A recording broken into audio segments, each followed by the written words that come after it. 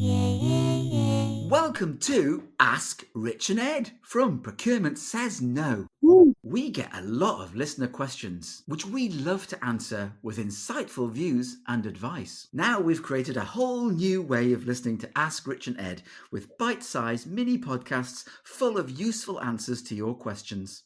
Ooh, nice. Bite-sized chunks. Let's see what questions we've got this time, Ed.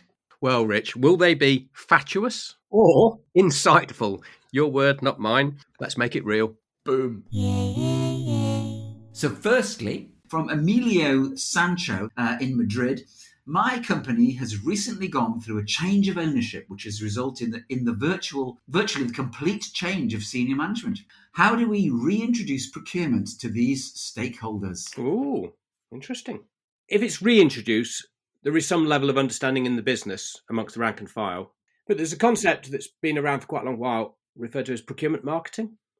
And that's not buying of marketing services, but that's marketing procurement as a sort of value-added activity in the business. The approach to making people aware of procurement is not to just go and engage people, but actually to put a sort of marketing plan together. Just think about how procurement activities fit with the strategy of the business, going back to the senior management, through to how you're going to engage and who your stakeholders are, and what sort of messages you're going to send. Think about how procurement brings value. I think you're right. Fundamentally, what is the proposition? What are you bringing to the table? Yeah. What is it that your new stakeholders are going to be looking for?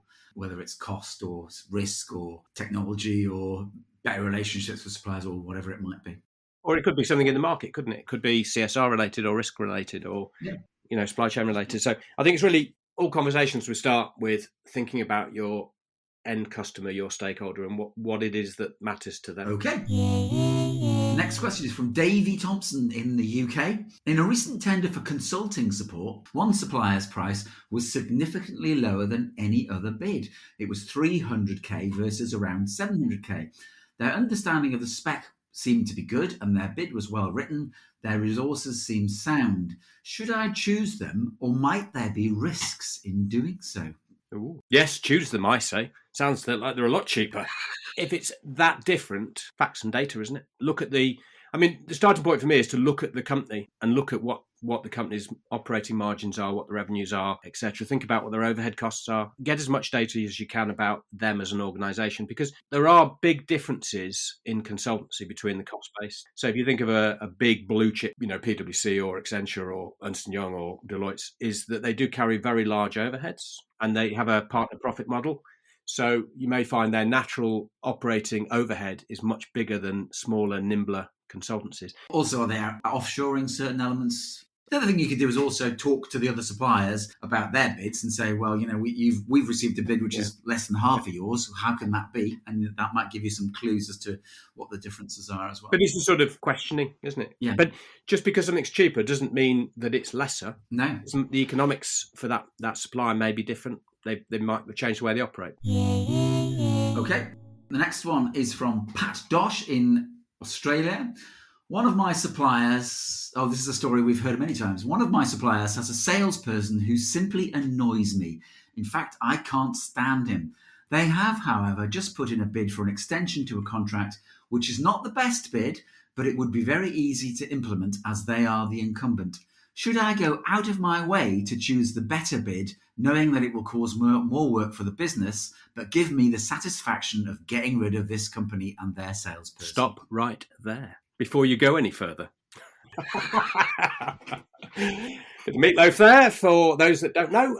You have to be objective in procurement. It's not about personalities and whether you hate the rep or like the rep or somewhere in the middle or, I don't know, they've got funny haircuts, they've got tattoos on their face. It doesn't matter. What matters is the product and the service and what matters is the business. In extremis, if it's not working, then you can ask for a change. I've done it in my career. Because I just felt they weren't helpful. I think less about personality, more about not working hard enough. I think you have to be very diplomatic. Even if they had a CIPS award-winning haircut, yes, they might not be the right person. So yeah, do that. The other thing, of course, is if you go through all that hell of changing supplier, then you might find out that the sales guy then joins the company that you've just resourced to, because that supplier is probably thinking, oh, they had a really good sales guy in the previous supplier. Let's see if we can get him on board. So you might end up through all that and end up with the same guy. Final question for today. This is from Ernest Cleverly in Durham in the UK. Do I need the CIPS qualification to progress as a procurement professional, Ed? No, I haven't got a CIPS qualification. And neither have I. And look at us. Yes, look at us. Look at our success. Look, we're making podcasts in our dotage. Depends, doesn't it? In some jobs, it matters. It matters in the public sector. I don't think, personally, from my experience, it particularly matters in the private sector. I think lots of employers say it would be nice if you had a CIPS qualification. I think it is useful if you don't have necessarily a qualification previously or experience, or much experience, shall we say, or you've done an appropriate degree or an NVQ qualification or whatever. You don't need it for a lot of organisations, I don't think, if you have the experience. When I went for my interview with Pricewaterhouse originally, what they were most interested in from me was the experience I had. Yeah. They were less interested in the qualifications. But I had a lot of experience in best practice, if you like, procurement. If you're an old lag with a bit of experience, maybe not. But if you're new to procurement, new to the profession, then CIPS qualifications may be a good thing to have. I don't think there's a hard and fast answer. No, I don't think so. That's all the questions from this time. See you next time. Bye. Bye.